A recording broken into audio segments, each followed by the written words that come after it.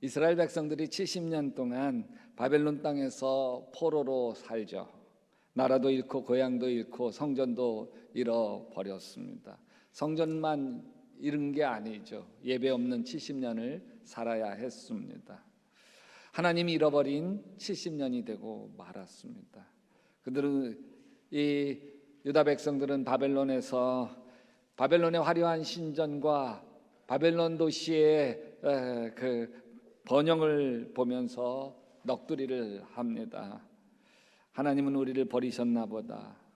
하나님은 우리를 도우실 수 없나 보다. 하나님은 우리에게 어쩔 수 없나 보다. 이스라엘 백성들의 믿음은 점점 작아졌고 하나님에 대한 기억은 희미해져 갔습니다. 근데 70년 정도 세월이 딱 흐른 뒤에 놀라운 일이 일어납니다. 고레스 왕, 페르시아 왕이 딱 들어서더니 칙령을 발표를 하는데, 이 나라 사람 가운데서 하나님을 섬기는 모든 사람은 유다에 있는 예루살렘으로 올라가서 그곳에서 계시는 하나님 곧 주 이스라엘 하나님의 성전을 지어라. 뭐 이렇게 기쁠 수가 없습니다. 우리나라에서 36년 일제에서 해방되어질 때 만세 만세 대한제국 만세, 어린아이 노인 할 것 없이 뛰어나와가지고서 막 환호성을 질렀던 것처럼 여기 지금 유다 백성들이 환호성을 질렀을 것입니다. 예루살렘으로 돌아옵니다. 얼마나 좋아요. 얼마나. 자기 집을 세우는 건 뒷전에 하고 뭐부터 세우기 시작해요? 성전부터 세우기 시작을 합니다. 잡초무성한 걸 다 치우고 돌무더기 완전히 막 널브러져 있는 것들을 다 치워내고 성전 주춧돌을 딱 세워냅니다. 그러니까 그 주춧돌 세워내는 걸 보면서 예전 영광, 소위 어렸을 때 성전을 보았던 그런 나이 많은 노인들은 통곡합니다. 통곡해요. 젊은이들은 신이 나서 막 환호성을 질러요. 이것을 성경은 이렇게 이야기합니다. 에스더서 보면 환성과 통곡이 한데 어우러져서 소리가 너무 크고 시끄러운, 정말 예배의 부흥, 하나님의 부흥이 일어나는 거예요. 그러니까 막 하나님 이제 다시 주님 중심으로 살겠습니다. 성전 중심으로 살겠습니다. 이젠 하나님을 저버리지 않겠습니다. 그러면서 막 성전을 건축하는데, 여러분 이렇게 굳게 결심했지만 현실은 녹록지 않았습니다. 대적들의 방해가 시작되었습니다. 유다 사람들이 다시 성전을 건축하고 성벽을 세워가면서 뭉치는 것에 대해서 두려워했던 사마리아 사람들이나 주변의 부족들이 방해를 하기 시작했습니다. 집요하게 방해를 합니다. 어떻게 방해를 하느냐, 여기 관리인들이 있거든요. 페르시아 고문관들을 매수하면서 성전을 짓지 못하도록 그렇게 방해를 합니다. 그래도 짓습니다. 그래도 그러니까 이젠 아예 뭐까지 하냐면 페르시아 지배하에 있잖아요. 페르시아 왕에게 상소문을 올립니다. 이 지금 유다 백성들은 이건 역사적으로 보면 자기들 성전 짓고 성벽을 수리하고 나면 반드시 반역할 것입니다. 매번 그랬습니다. 그러면 이 세금도 안 낼 거고 반항할 거고, 그러니 옛날 자료들을 임금님이시여 보시고 얘네들이 성전 건축하지 못하도록 막으셔야 됩니다. 그 상소문을 딱 받은 페르시아 왕이 야, 옛날 자료를 가져와 봐라. 그래서 옛날 자료를 조사해 보니까 그 말이 맞아요. 유다 땅들이 반역을 너무너무 쉽게 하는 거예요. 지배해서 통치자를 하면 그걸 반역해 가지고 다시 뭐 세금도 안 내고 조공도 안 붙이고 이러면 또 다시 쳐들어갔어야 되고 막 이러면서 골치 아픈 데였거든요. 그래서 성전 건축 못한다, 내 말이 다시 허락되어서 하라고 할 때까지 절대로 하지 못한다라고 하는 칙령을 내립니다. 그날 이후 망치 소리는 멈췄고 노래 소리는 끊어졌습니다. 왕의 금지 명령으로 말미암아 내 안에 체념이 만들어졌습니다. 성전터는 잡초로 우거지고 백성들은 돌아가서 자기 밭을 일구기 시작했습니다. 이렇게도 무심하게 세월은 16년이나 흘렀습니다. 유다 백성들은 다 자기 살 길을 찾아서 집도 세우고 밭도 일구고 자식도 낳으면서 키웠습니다. 그러나 성전은 주춧돌만 남겨진 채 덩그러니 잡초만 무성했습니다. 유다 백성들은 폐허가 된 성전터를 보면서도 마음이 무덤덤해졌습니다. 아무도 성전 건축 이야기를 꺼내는 사람이 없었습니다. 지금은 때가 아니야.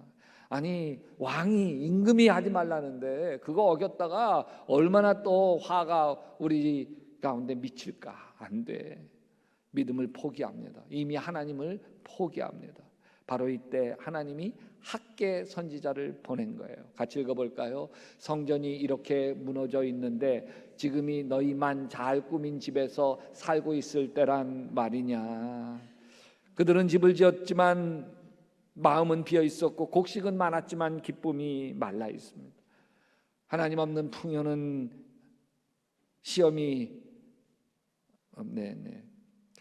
시험이었습니다. 여러분, 학개서 1장 6절 한번 또 같이 읽어보십시다.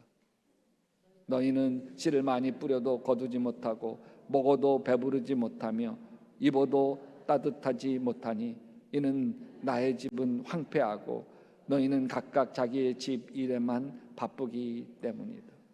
여러분, 하나님 없는 풍요는 복이 아니라 시험이었습니다. 하나님 없는 평안은 잠시의 마취였고 그 끝은 공허함이었습니다.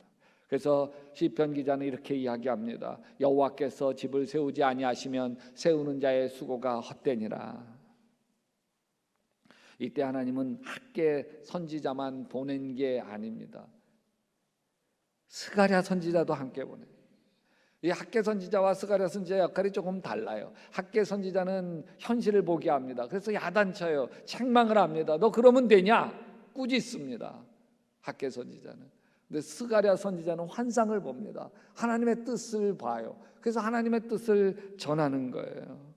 여러분, 학개 선지자가 성전을 지어라, 하나님이 함께 하신다, 하나님 중심을 회복해라 그렇게 외치지만 두려운 거예요. 망설이는 거예요. 페르시아 왕에게 당할, 또 관리들에게 당할 화가 무서운 거예요. 그래서 망설일 때 스가랴 선지자가 나서 하나님을 이야기합니다. 여기 스가랴서 4장 6절 시작. 힘으로 되지 아니하고 능으로 되지 아니하고 오직 나의 영으로 되느니라.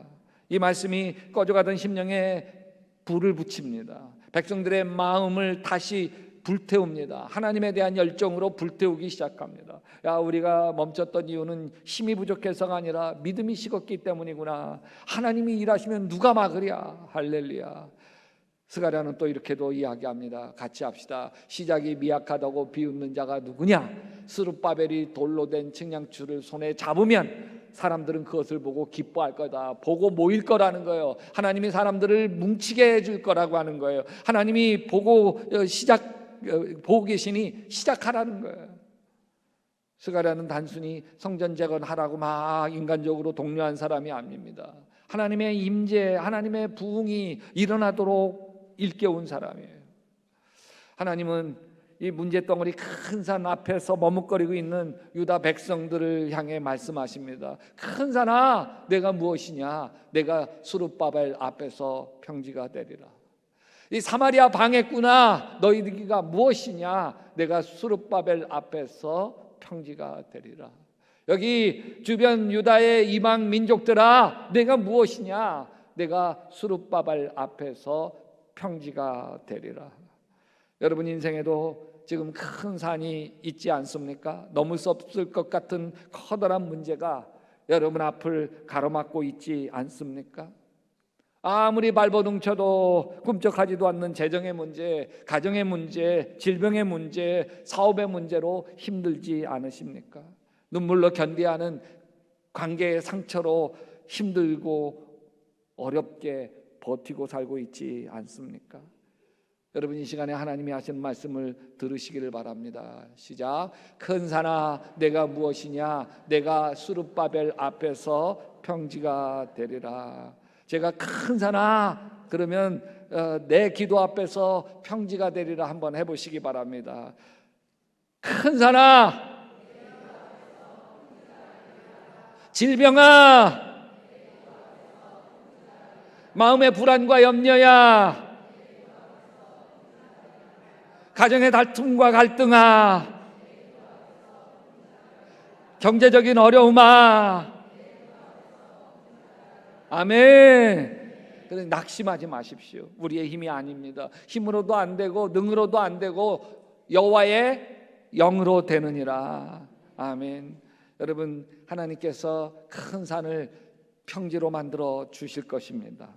결국 하나님의 백성들은 여기 학개와 스가랴 선지자의 말씀을 통해 일어서기 시작했습니다. 그래서 에스라서 5장 2절은 이렇게 이야기합니다. 스룹바벨과 예수아가 일어나 예루살렘에 있는 하나님의 성전 건축 공사에 작수하였다. 망치와 삽을 다시 들었습니다. 찬양이 다시 울리기 시작했습니다. 여호와는 선하시도다, 그 인자심이 영원하심이로다. 세상 중심이던 유다 백성이 다시 하나님 중심으로 돌아온 것입니다. 할렐루야. 근데 여러분, 하나님 중심으로 산다는 게 유쾌해요?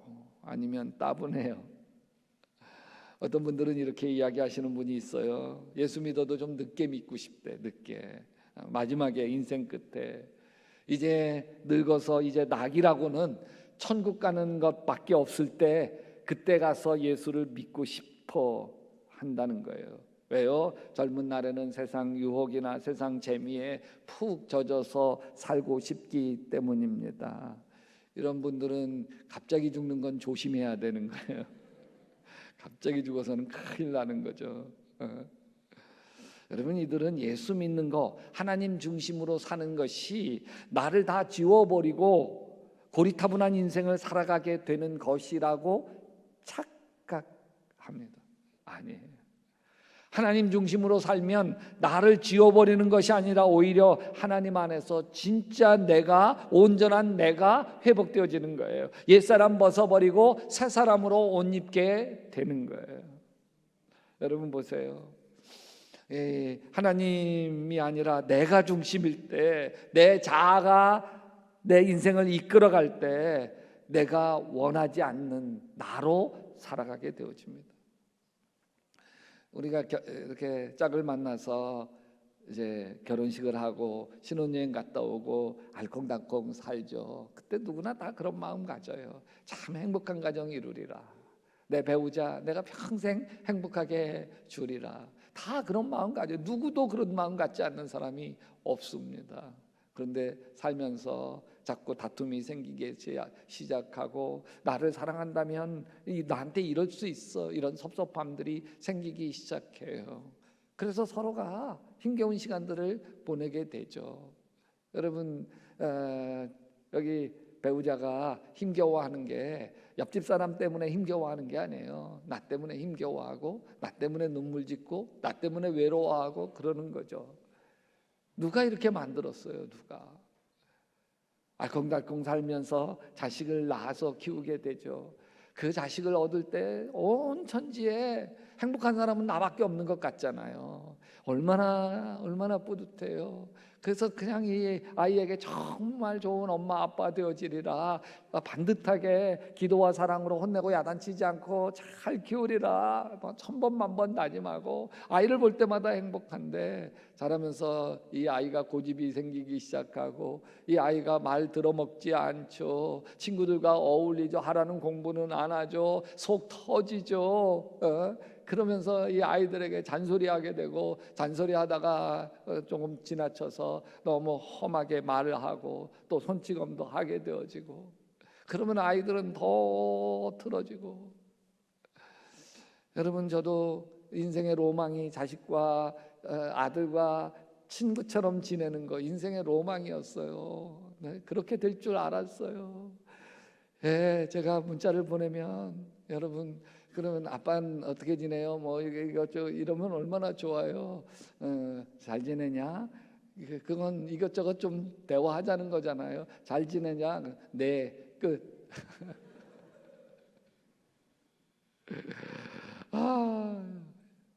여러분, 누가 그렇게 했을까요? 누가? 응? 옆집 아버지가 그런 거 아니잖아요. 이 아버지가 그러고 이 어머니가 그런 거잖아요. 내가 원하는 내가 되어지지 않고, 내가 좋은 아빠 엄마 되고 싶고, 좋은 배우자 되고 싶고, 좋은 자녀 되고 싶고, 좋은 권사 집사 장로 목사 되고 싶고, 그걸 가로막는 게 누구예요? 남이 아니잖아요. 쟤 때문이 아니잖아요. 다 나 때문이잖아요. 나 때문에. 예수 믿는다고 하는 건 그 나 때문인 것을 발견하는 거예요. 그래서 회개하라 천국이 가까웠느니라. 여기 인생의 천국과 행복이라고 하는 거는 나 때문인 거, 내 탓이구나, 이걸 깨닫는 거. 그래서 나를 쳐서 복종시키는 거. 아멘. 여러분, 내 인생의 옛사람이 여전히 나의 주인인 한, 나는 내가 원하는 나와 점점 멀어지게 돼 있어요. 그래서 운전수를 바꿔야 되는 거예요. 내 마음의 운전수를. 하나님이 나를 운전해 가시도록 내 안의 운전수를 바꿔야 되는 거예요. 아멘. 우리 가정의 운전수를 아버지도 아니고 엄마도 아니고 우리 주님이 내 가정을 운전해 가고, 우리 교회를 우리 주님이 운전해 가고. 아멘. 여러분, 나는 정말 너그러운 사람이 되고 싶죠. 온유한 사람이 되고 싶어요. 배려가 깊은 사람 되고 싶어요. 섬기는 사람이 되고 싶어요. 사랑이 넘치는 사람 되고 싶어요. 되고 싶은 나를 누가 배신해요? 내가 배신하는 거예요. 내가. 옛사람이 나를 운전해 가기 때문입니다. 그러나 사랑 덩어리이신 하나님이 나를 다스리기 시작하면 달라지기 시작합니다. 십자가에서 우리의 모든 죄를 용서하시고 우리를 하나님의 자녀로 삼아주신 그 크신 주님의 사랑이 내 마음을 운전하기 시작할 때 달라지기 시작하는 거예요. 이게 하나님 중심이 되는 것입니다. 하나님이 나를 다스리기 시작하면 말이 달라져요. 아멘. 하나님이 나를 다스리기 시작하면 습관이 달라진다니까요. 하나님이 나를 다스리기 시작하면 성품이 달라집니다. 만일, 같이 읽어봅시다. 만일 누가 말하려면 하나님의 말씀을 하는 것 같이 하고, 누가 봉사하려면 하나님이 공급하시는 힘으로 하는 것 같이 하라. 여러분, 내가 살아가는 게 예수가 되기 시작을 합니다. 내 힘이 아니라 성령의 힘으로 살게 되어지는 것이죠. 이게 성령 충만인 거예요. 여러분, 하나님 중심이 된다고 하는 건 내 삶의 운전대를 하나님이 맡아주시고 내가 진정으로 자유케 되어지는 거예요. 하나님 아버지 사랑 안에서 가장 나다운 나, 내가 되고 싶은 나로 살아가는 거예요. 그래서 예수님은 마태복음 6장 33절에서 시작, 그런즉 너희는 먼저 그의 나라와 그의 의를 구하라, 그리하면 이 모든 것을 너희에게 더하시리라. 여기서 먼저가 핵심인 거예요. 먼저 우리 신앙 전체를 흔드는 핵심 단어예요. 먼저. 하나님이 먼저. 그럴 때 이 모든 게 더해지는 역사가 일어나게 될 줄 믿습니다. 근데 하나님이 나중인 거예요. 나중. 아무리 많은 것을 가져도요, 하나님이 나중일 때 공허해요. 허전해요. 여러분, 하나님 중심이 흔들릴 때 영혼의 안식이 사라집니다. 하나님 없는 모든 수고는 결국 나 자신에게 다 상처가 되어서 돌아와요. 여러분, 하나님 중심을 잃으면 사랑도 욕망으로 바뀌는 거예요. 열심도 자꾸 불안으로 변합니다. 하나님 중심을 잃으면 자녀에 대한 사랑도 잔소리로 바뀌어 있어요. 하나님 중심을 잃으면 내가 못 이룬 성공을 내 자녀에게 대신 채워주려고, 대리만족하려고 자녀를 달달달달달달달 볶고 있는 내가 되어 있는 거예요. 하나님 중심을 잃으면, 실패하면 좌절과 절망의 나락으로 떨어지고 성공의 길을 달려가도 늘 불안의 그림자에 휩싸여 있는 거예요. 눈을 떠도 불안하고, 일을 마쳐도 만족이 없고, 기도해도 평안이 없습니다. 그래서 학개서 1장 6절 시작, 너희는 씨앗을 많이 뿌려도 얼마 거두지 못했으며, 먹어도 배부르지 못하며, 마셔도 만족하지 못하며, 입어도 따뜻하지 못하며. 유다 백성들이 손으로 일했지만 마음이 비어 있는 거예요. 하나님 중심이 아닐 때 모든 수고가 방향을 잃어요. 그러나 하나님 중심으로 살면 영혼 가득 충만합니다. 요한복음 15장 5절에 시작. 나는 포도나무요 너희는 가지라.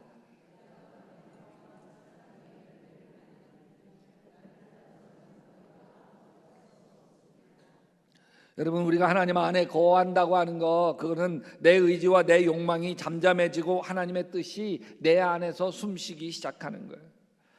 우리가 하나님 중심을 회복할 때 내 내면에서 아름다운 일들이 일어납니다. 막 기도가 살아나요. 기도가 기뻐요. 기도가 행복해요. 기도하는 시간에 하나님의 은혜와 사랑이 흐르기 때문에 그래요. 기도하기 전에는 문제가 큰 것이었는데 기도하고 나면 시시해 보여요. 넉넉해요. 왜? 하나님으로 채워지기 때문에 그렇습니다. 그리고 감사가 살아나요. 좋을 때만 감사했거든요. 기뻤거든요. 근데 아니에요. 다 감사하기 시작하는 거예요.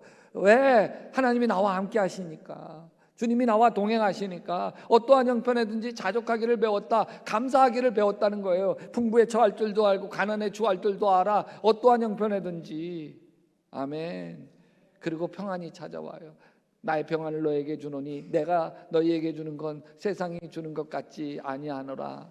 하나님의 평안이 내 안에 밀려와요. 영원한 평안이 밀려와요. 이 세상만이 아니잖아요. 영생의 축복이 나에게 밀려오니까 세상이 흔들 수 없습니다.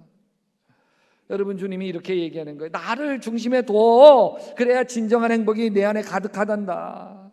여러분, 하나님 중심은 인생의 중심축을 나에게서부터 하나님께로 옮기는 거예요. 하나님 중심의 삶은 나를 잃어버림으로 하나님을 얻는 거고, 하나님을 얻는 순간 잃어버렸던 모든 것들이 다시 회복되고 살아나는 역사가 일어납니다. 학개가 외쳤던 그날처럼 하나님은 오늘도 우리에게 말씀하고 계시죠. 야, 성전이 무너졌는데 지금 이럴 때냐? 그럴 때 우리는 이렇게도 얘기할 수 있어요. 하나님, 성전 왜 무너졌습니까? 우리가요, 리모델링도 잘했습니다. 주님이 이렇게 얘기해요. 너희는, 같이 읽어봅시다. 너희는 너희가 하나님의 성전인 것과 하나님의 성령이 너희 안에 계시는 것을 알지 못하느냐. 여러분, 무너진 성전을 다시 세운다는 것은 우리의 삶에 하나님을 다시 가운데 두는 거예요. 하나님 중심이 되면 우리는 비로소 어떤 고난, 어떤 풍랑에도 요동치 않는 거예요. 시편 16편 8절처럼 시작. 내가 여호와를 항상 내 앞에 모심이요 그가 나의 오른쪽에 계심으로 내가 흔들리지 아니하리로다. 여러분, 인생의 중심엔 뭐가 있나요? 일입니까? 가족입니까? 재정입니까? 여러분, 가만히 보면 하나님보다 더 중요하게 여기는 것이 다 내 인생의 근심이 되어 있습니다. 내 인생에. 여러분, 유튜브에서 계속 알고리즘으로 뜨는 게 건강, 식품, 또 이것, 지금 건강 염려해. 건강 때문에 염려하는 거예요. 여러분, 또 여러분들에게 자녀들이 늘 걱정이고 근심일 때 보면 하나님보다 자녀가 더 중요하게 되어 있을 때예요. 그래서 재정 문제가 늘 불안하고 힘들 때 보면 하나님보다 재정이 더 중요해 있을 때, 하나님보다 중요한 모든 것들은 내 인생 내 삶에 다 불안과 염려로 나에게 밀려옵니다. 여러분, 하나님의 중심을 회복할 수 있게 되시기를 바랍니다. 그때 가정이 회복되고 아멘, 마음이 살아나고 아멘, 기쁨이 다시 살아나게 될 줄 믿습니다.